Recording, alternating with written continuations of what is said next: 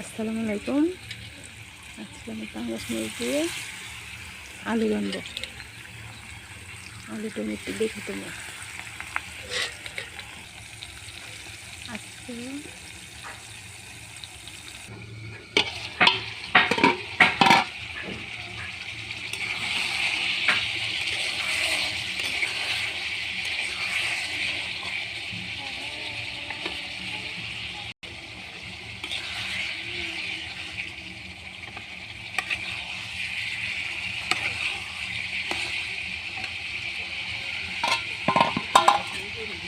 এখন জল দিয়ে দেবো।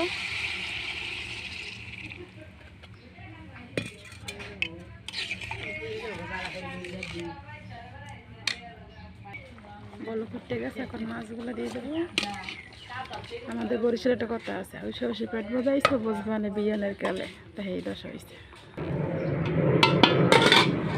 বাড়াইতে বাড়ি থাকে, কত কিছু যে দেখি, কিছু বলাও যায় না, চোখ বুঝেও থাকা যায় না, খালি চাইয়ে চেয়ে দেখা লাগে। এখন ধনিয়া পাতা দিয়ে দিলাম। তরকারি রান্না শেষ। তোমরা সবাই বলবা যে তরকারিটা কেমন হইলো।